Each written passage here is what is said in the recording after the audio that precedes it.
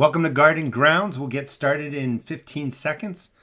Please let me know if you can hear my voice, number one, and see my garden through the window.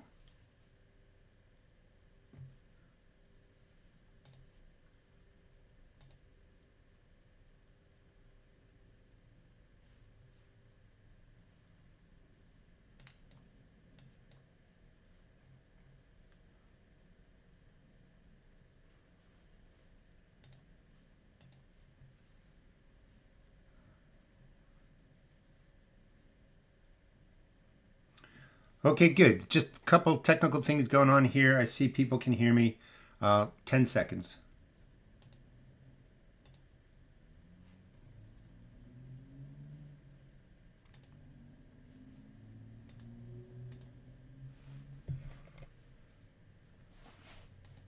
All right, we are good to go.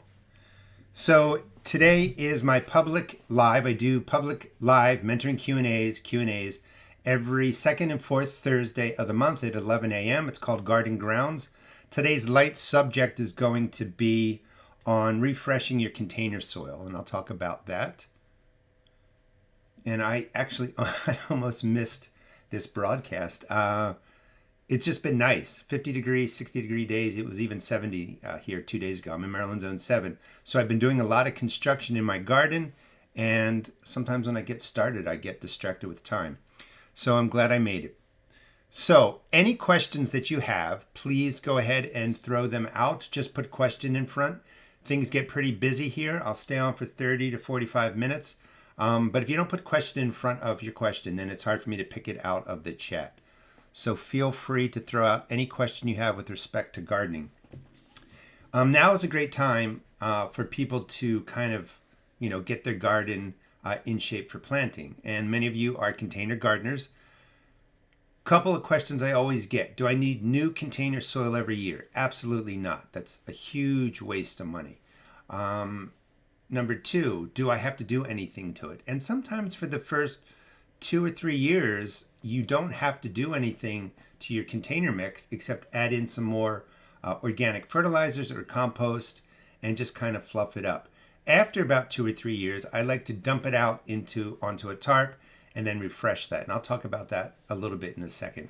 But I just wanted to be clear that you don't need to throw your container soil out every year. And believe it or not, when you're a new gardener, you're overwhelmed. So some people find information they should do that, and you don't have to do that. And sometimes it's more with respect to if your plants get a fungus or a disease or insects, people think maybe they have to throw their soil away. And that's not true either. The diseases and insects are already around your garden. They overwinter on host plants, host weeds.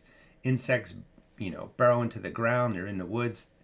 Anyway, they found your garden when you first started. That's because they're always around. So you don't have to throw away potting mix ever, even if you have an infected plant or you have, insects that come in. So just let's keep that in mind, and I'll talk more about that shortly. Questions. Devin, my onions are very slow growing with yellow tips. I water regularly, fertilizer diluted 0.5, 0.7 every 2 weeks. They are so weak, I had to trim from 3 inches to 2 inches. How can I help them recover? Well, at this point, and usually after anything germinates indoors, about 10 days, maybe a little bit longer, I fertilize them with a water-soluble fertilizer in a diluted amount like you are. But you don't have any nitrogen represented. So number one, you want to have nitrogen. That's what your seedlings need the most, is the nitrogen to grow green, grow leaves, grow stems, basically grow. So I would include something that has nitrogen. I am affiliated with and use AgroThrive. It's a great organic fertilizer. You can use it almost straight from the bottle indoors or at half strength. It's low and slow when you're feeding your plants. So I would try the nitrogen. The other thing is sometimes the onions get overwatered and they don't like that. The tips might yellow if they're having root issues. So let the top of the soil dry, the seed starting mix dry, and wait a couple of days. Soil always dries from the top down, so there's still moisture in there, but you don't want to keep it wet or damp 24/7. So, those would be my main suggestions. The other thing, sometimes they're just slow to get going. And once the roots get a little bit bigger, they take off and then, they look more hardy. Zoso, any tips for getting pepper seeds to start indoors? Pepper seeds should be started really around 65 degrees Fahrenheit, house temperature, 18.2 degrees Celsius.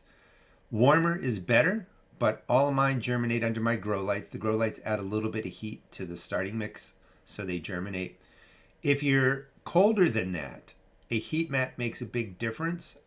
You can see over here, I have sweet potatoes, and these are sitting on a heat mat right here at my table. They don't even have grow lights, and they look great. The additional heat on a sweet potato and pepper helps them sprout more quickly.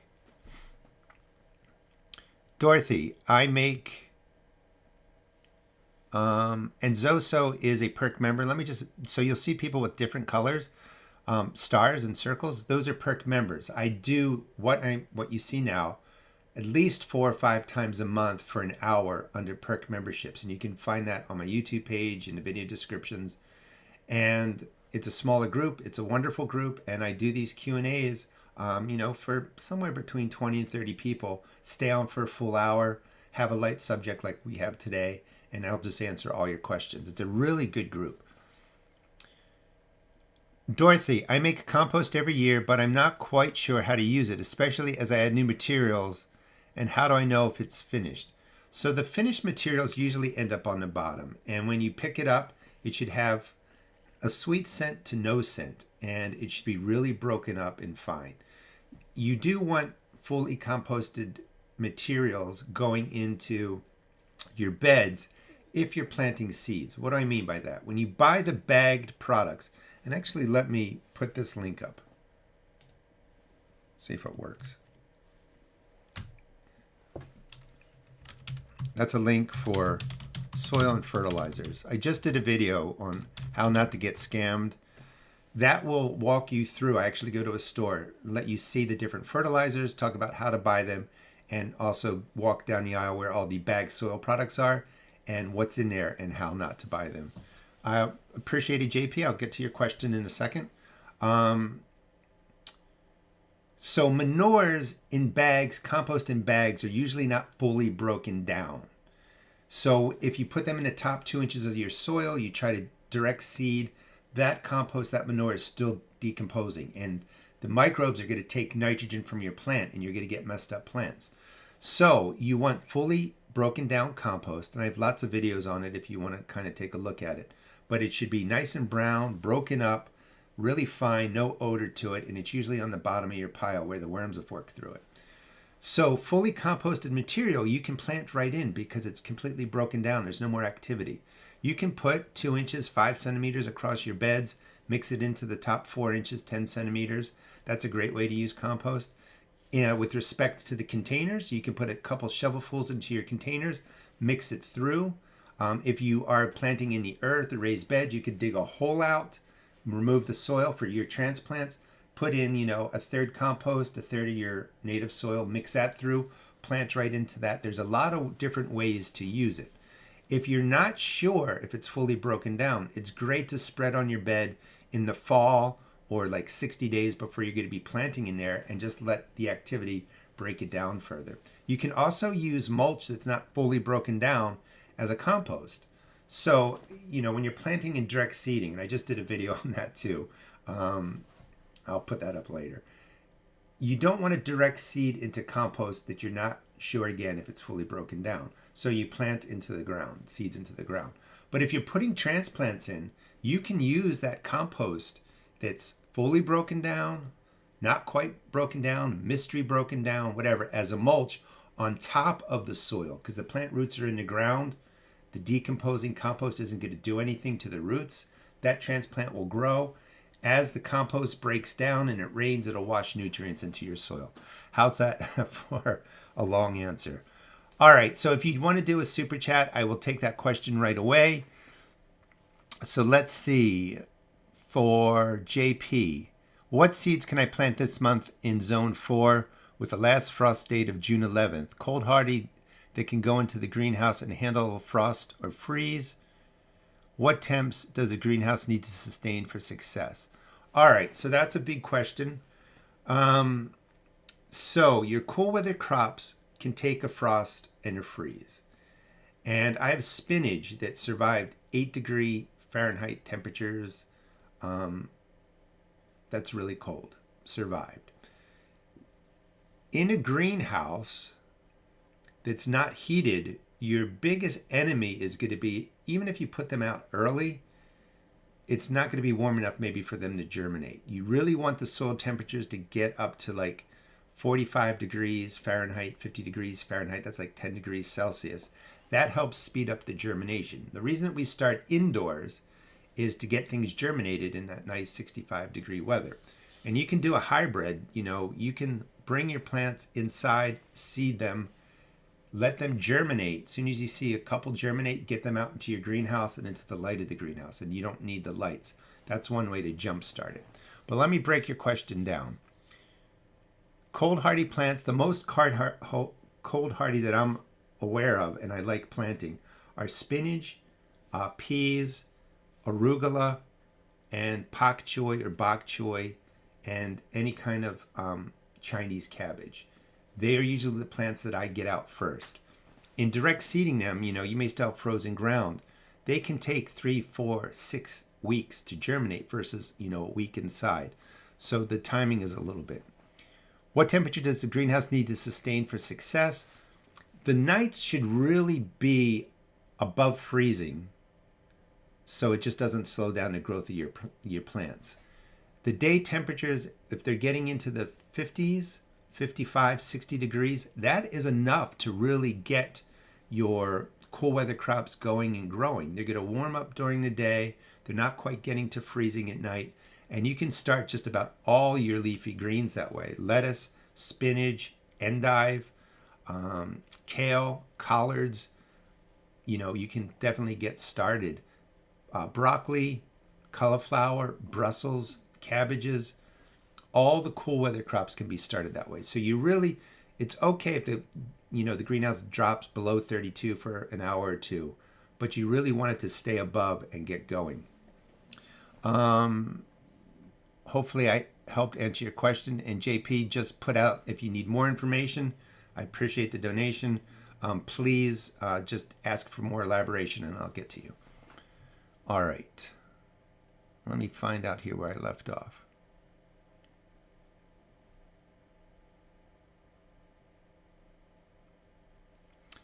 Amy, hello. I heard heirloom seeds are not the best for heat and disease issues. Most of my seeds are heirloom.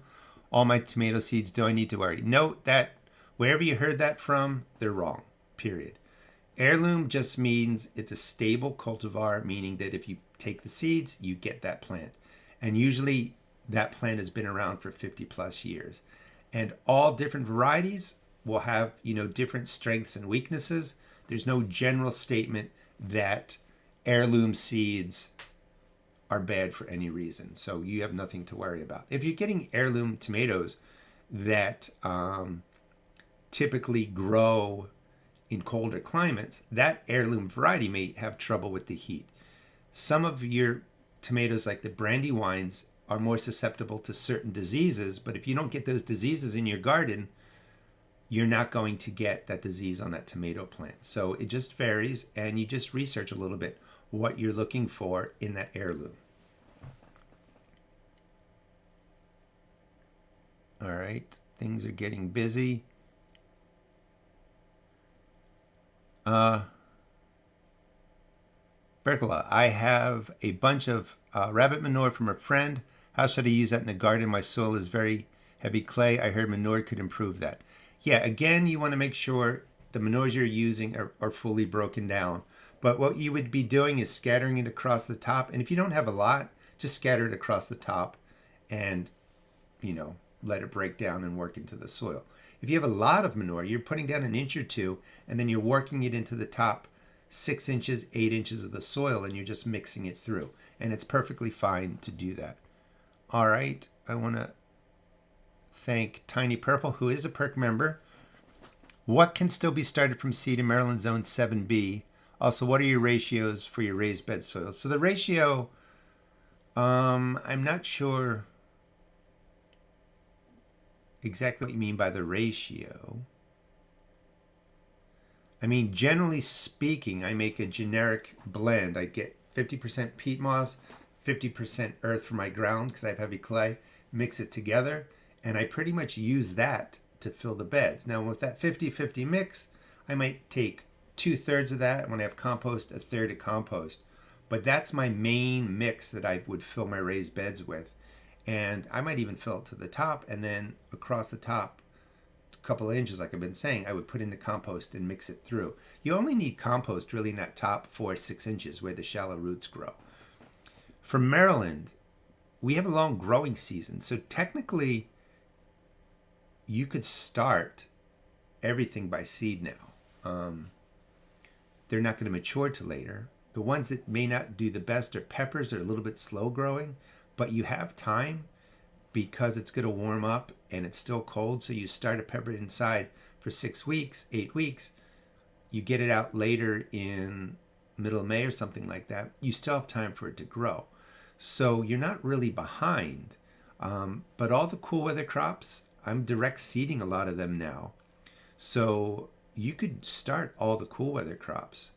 I'm just trying to think right now any that you might not want to start. Yeah, and I'm also doing it indoors. You can start anything. Outdoors, you can still start anything. So this is a good time. There may be, a little bit of lag in the growth for it to mature early on in the year, but you don't have any worries really until later, I think, in April when you get behind. Like you're not want to start peppers from seeds end of April, but you have time to do that. And again, ask, if you need more answers, please, or more information on the answer, please put it up.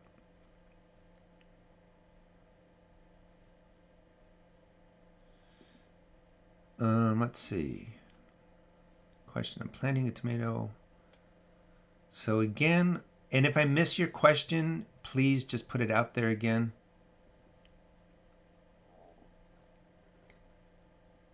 JP, your temperatures are pretty good. 28 to 36 is fine for the cool crops. Day temperatures are getting up to the 70s. You may even want to have your greenhouse vented. Just stay up on the watering. But those temperatures are good to really get anything you want started.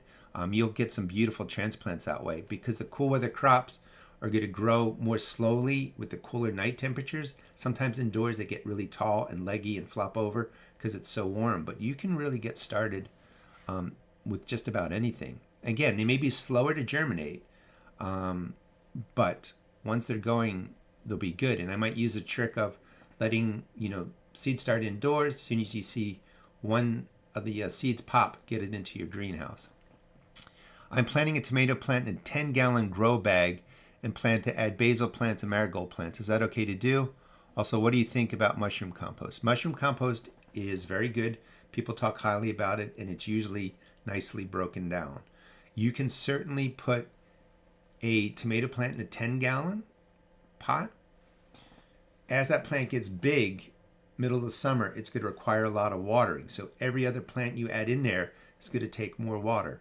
So as long as you can stay up on the watering, you can certainly add in a basil plant or two and a marigold plant on the edges, and that will look great. So you can do it.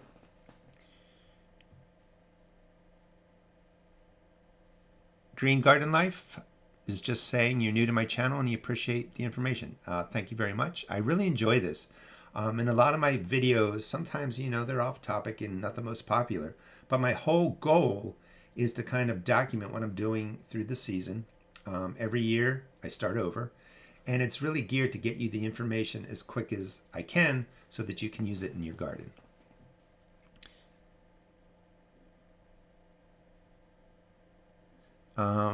I live in the low desert of Arizona. My tomato plants are all flowering.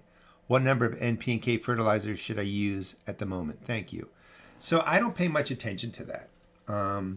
You're going to hear very specific sometimes on different channels, different stuff you search on the internet that at a certain time you want more potassium, you want more phosphorus. That is true in general. It's not a lie, but it's not always necessary.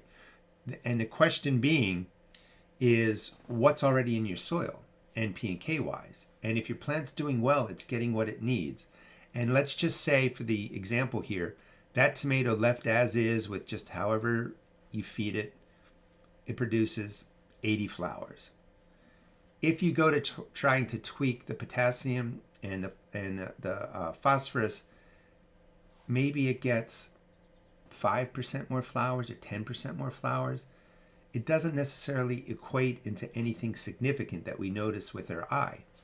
So what I tell people is, and if you check out my video, it's all about garden fertilizers and how not to get scammed or ripped off. I just put it into the chat. And buying bag soil, I say just buy one bagged organic granular product and a water soluble. So at this point, when plants are mature and flowering, if you can get something that's somewhat balanced, like a 5-5-5 NP and K, that's great. It could be a little bit lower here, a little bit lower there, higher on the different numbers, but you don't have to over worry about it. Just pick one fertilizer that has all three elements represented and go ahead and feed your plant that way. You can use AgroThrive. I'm affiliated with them. That's a water soluble that has NP and K. You can also use the chemical fertilizers, which sometimes freaks people out. They're not poisonous. They're not toxic. They're not artificial. They're not fake. They're just made by people reacting chemicals together. So those fertilizers, the water solubles, are really high in nitrogen, like 24-8-16. That's too high, in my opinion. You can cut that to half strength. Water in a plant that's flowering, that's going to help. Now, with tomatoes and peppers, sometimes they say reduce the nitrogen. You don't want all this leaf growth. I've never really found that to be significantly important to worry about it. You know, low and steady with the fertilizers, let the plants grow.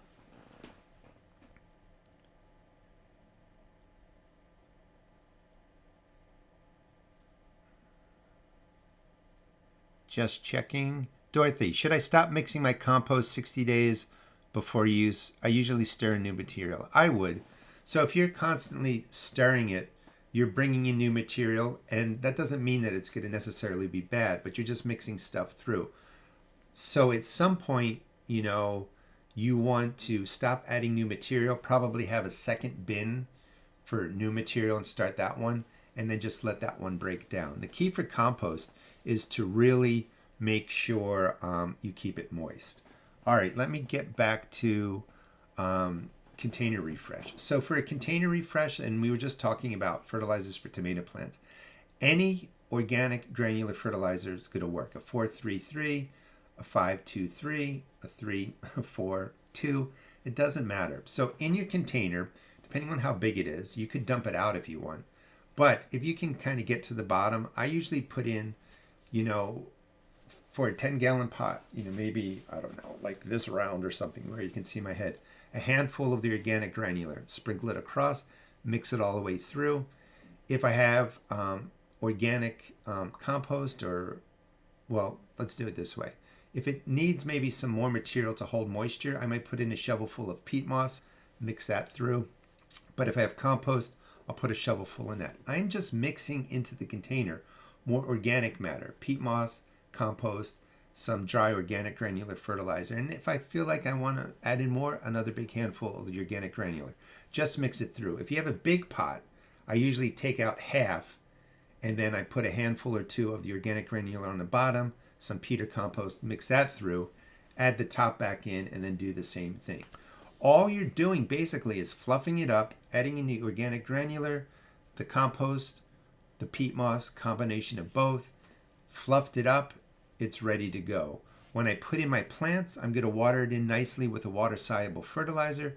Water-soluble means the nitrogen, phosphorus, and potassium are ready to go, meaning the plant can use it right away. The organic granular has to break down over time. That pot is set up, that container is set up, that soil is set up, and then I just go and plant for the rest of the, you know, the year.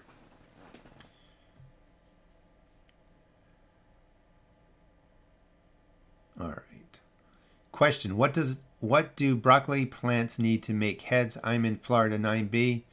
So they need cool weather Shirley, and that's an issue I have. When I start my brassicas, cabbage, or cauliflower, broccoli, it gets warm here really quick. So I don't get a big head of broccoli or cauliflower spring into summer because it begins to warm and the forming flower head loosens and goes to flower.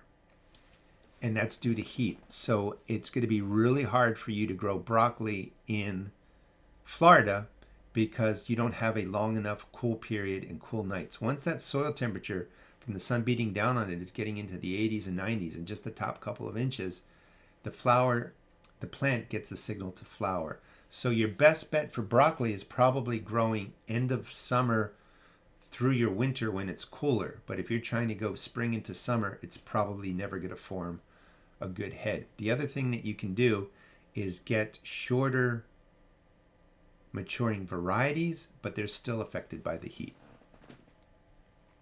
Bridget, I just bought strawberry plants from Lowe's. Is it safe to keep them outside at home, or can I put them in my greenhouse? If they are in soil, you can keep them outside or in the greenhouse. They're really hardy. They can handle it. If they're bare roots or something like that, you want to keep them indoors. Keep an eye on them. Don't let them get moldy until you're ready to plant them.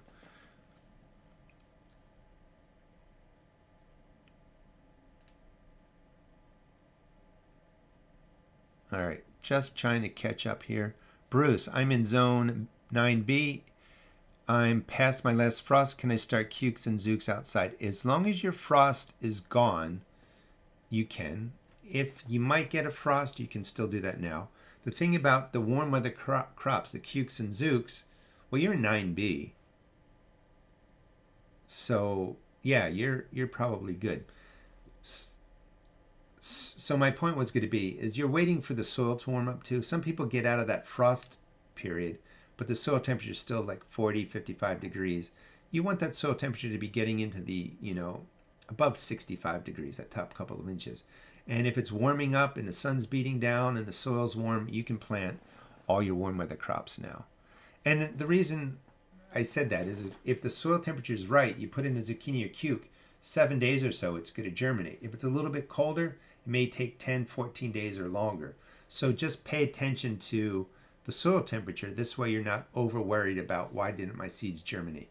The warmer the soil gets, that top 2-4 inches, the faster your warm weather seeds germinate. I think I got that right. Best time to add bone meal, and make sure you guys put question in front, but I did see that one, is really in the fall. Bone meal takes a long time to break down. So putting it in the spring doesn't add much in the way of phosphorus or nutrients to your soil. It takes a while for it to break down.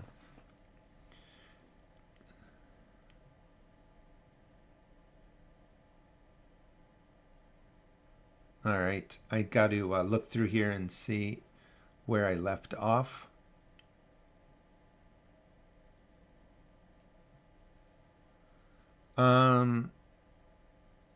Trisha, all the herbs can be planted outside now. Maybe not basil because we still get a frost. So oregano, and Trisha's also a perk member. Oregano, chives, thyme, rosemary, lavender, sage, they can all go out. Cilantro can go out. Actually, dill, parsley can go out, even though dill is associated with the warm weather. The only thing that won't really do well right now is your herbs that really like the warmth of the summer, and that would be basil.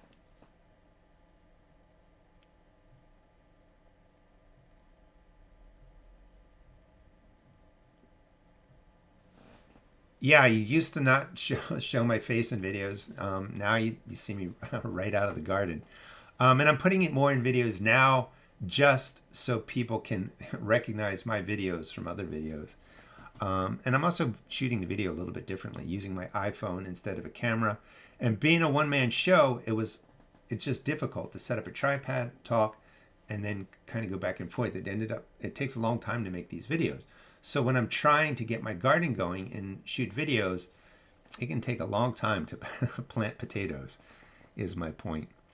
I found a small hole in a bag of my seed starting mix and also a ball of yarn-like material in the bag. My husband thinks it's a mouse nest Is it safe to use or might it have disease? That is a mouse, and they do get in there and they kind of make nests. Mice are dirty creatures, and they basically go to the bathroom where they sleep. So I'm not a doctor or vet, etc. But there's always a chance there could be something in there. I would just, if I were going to use it, I would just make sure I wash before touching my face or anything like that. Mice are, some people think they're cute. They're not good creatures, unfortunately. If it's a small bag, I would probably not use it. I'd just go throw it into the compost pile and buy something else. Question, I added lime to my tomato plants. Cause the leaves just look weird. Should I add worm castings as well? I just want my plant to thrive. So lime changes the pH. So it is possible you raise the pH beyond that 6 to 7 range high. It's like 6.8. It's possible you put in too much lime and you change the pH, which makes the plants struggle getting nutrients. But, I'm assuming this is in the ground or how you used it. It's hard to do that. I would probably just go with a water-soluble fertilizer, higher in nitrogen. This is when I might use the chemical types instead of fish emulsion or AgroThrive, because it has like a 24% nitrogen. Give the plants a quick drink. See if that nitrogen helps restore the leaf growth. Can I suggest a vegan organic fertilizer to buy? No. Most of the fertilizers have chicken, pig, and beef parts in some capacity. Blood, bone, waste, feathers. So, no. The AgroThrive is organic matter, and it's done a little bit differently. I would go to their website. I'm affiliated with them, so I don't want to push that on you because I don't know for sure. I never thought about vegan, but it's AgroThrive. There's links in all my video description, and you can see what materials they're basically breaking down. If you are not worried about chemical fertilizers, which I'm not, I know that they don't harm me or the plants, and if you're adding in compost and materials to your garden, you can use the chemical types. They are animal part free. That's the only thought I have.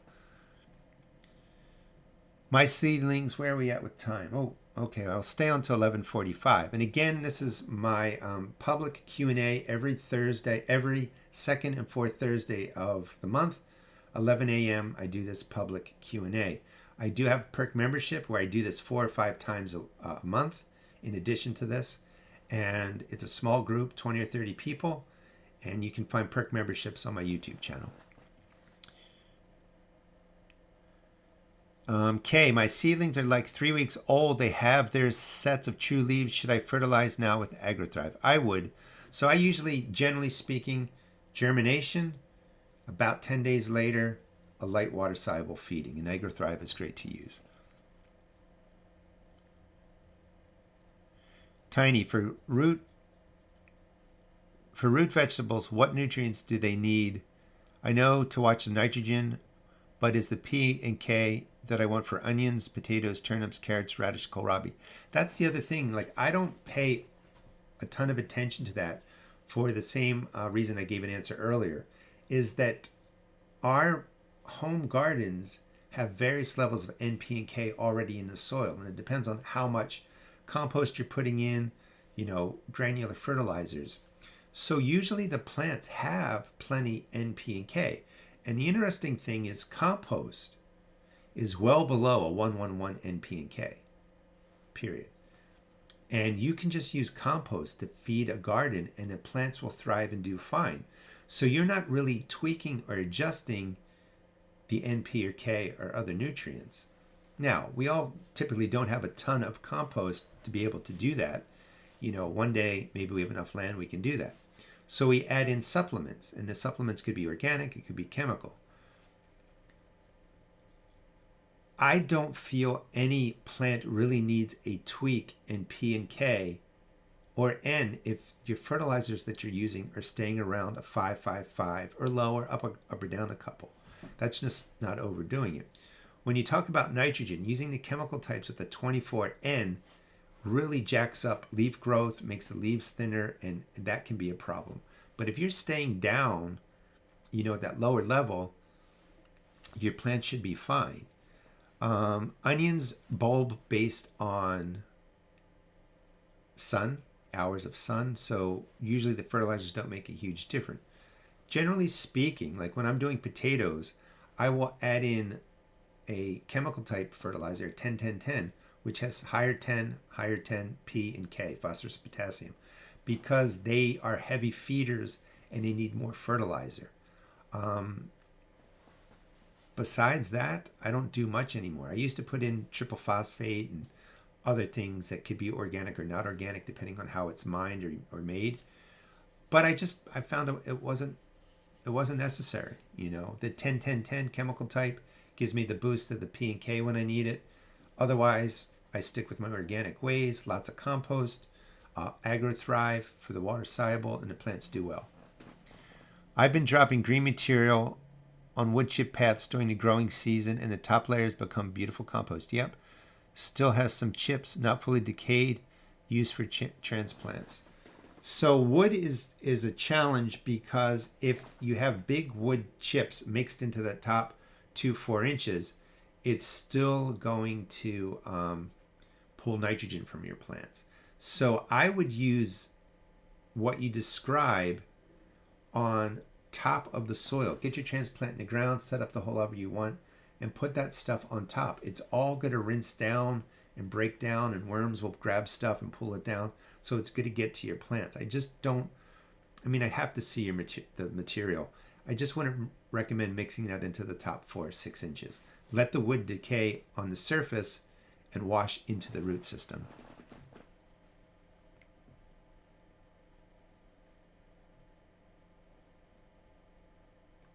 All right, where are we at? 7 minutes left here.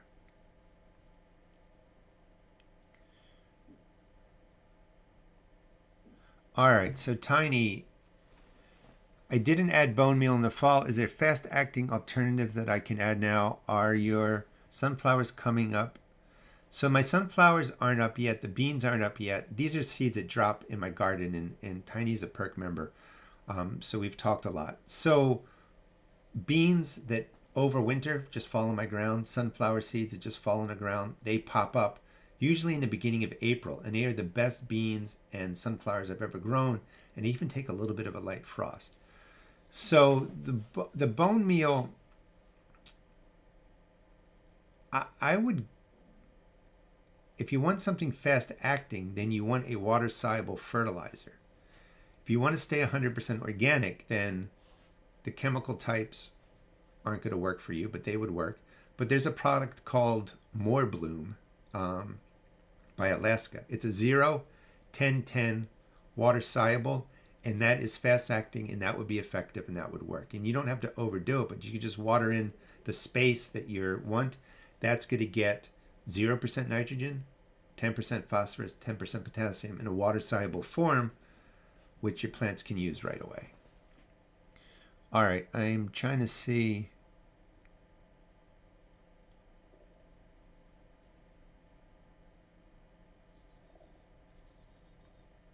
Where I'm at here. So it's a lot of questions.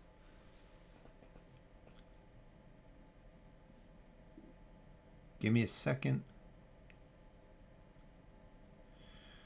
All right, I kind of found where I left off.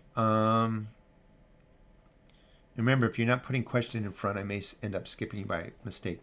Can you fix anaerobic compost, and can it be used? Anaerobic means there's a lack of oxygen. You get smelly, bad bacteria, and it can be problematic.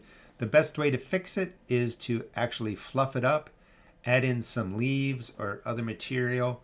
Don't water it down, just let it, it's usually wet too. It's lack of oxygen, overly wet, compacted. You want to fluff it up, and you can add in leaves. Yes, you can use it within a couple of weeks of fluffing it up. It should be okay. Other bacteria will move in. The bad bacteria will die off. That's just what nature does. But fluffiness, air, and some more materials will help that out.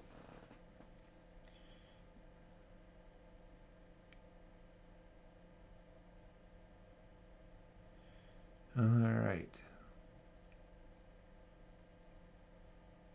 Okay, I appreciate the perk membership, and it is $3.99 and a month, and really it's 4 or 5 long-term, well, not long-term, but 4 or 5 1-hour sessions like this a month.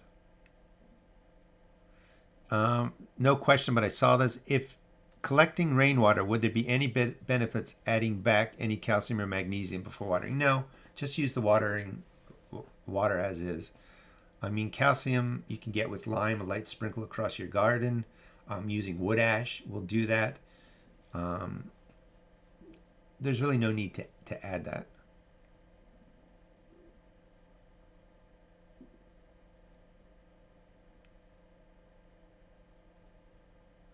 So I haven't read these, but Chris is offering good advice in different places.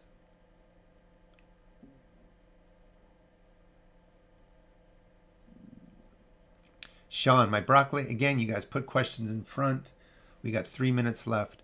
My broccoli and cabbage continues to come out leggy. I don't use a heat mat. Any guidance? So it happens indoors because it's just warm and the soil is not a lot. It's a little bit of starting mix.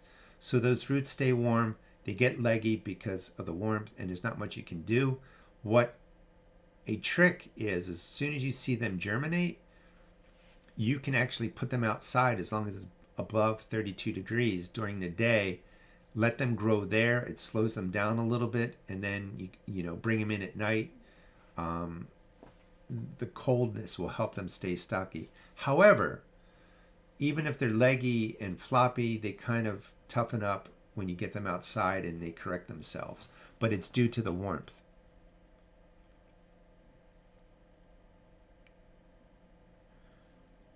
Does the term early spring mean beginning of March or beginning of actual spring? Good question, and I don't really follow that anymore. It usually means soil temperatures. So you're looking for early spring to be a warming trend where your soil temperatures are getting into that top couple of inches, 45, 50 degrees, and that's when you can plant. You still have frost and stuff present, but early spring is different depending on where your garden is throughout the United States and throughout the world. So it's really about soil temperature. And early spring means when it's still pretty cold. The soil is usually not frozen. It's when your soil can be worked, meaning you can get your hand in there, you can dig down 4 to 6 inches. Still cold, still frost, but you can work the soil. I'm not selling sweet potato slips. And I just did a video on this, but they grow really well in seed starting mix. You keep it damp. These have to be watered, actually. I feel that they're a little bit dry. And these are about ready to be broken off and put into water for slips.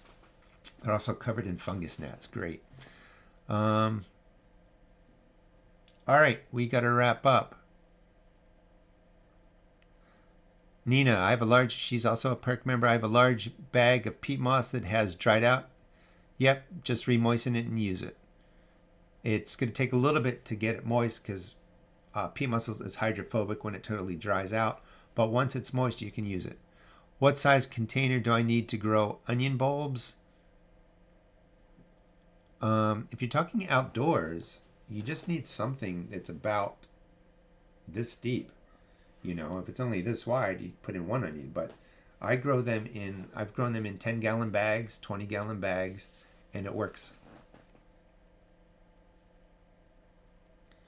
Any downside to adding transplants with mold on the soil to the garden? Nope. Lots of molds don't hurt anything. Sometimes it's algae we're talking about. All right, last question. Brandon, do you replenish your mulch walking paths, and how often? What is the process? Does new mulch need to go on top or old mulch pulled away? On my walking paths, I use wood chips or shredded hardwood. I probably redo that every 2 years. Sometimes I just put down a little bit to make it look nicer.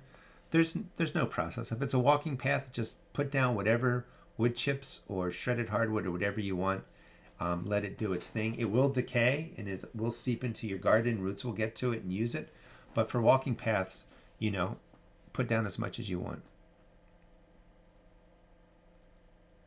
All right, I will see you guys next time. The next public Q&A will be on March 27th at 11 a.m. Good luck in your gardens. I'll see you guys next time.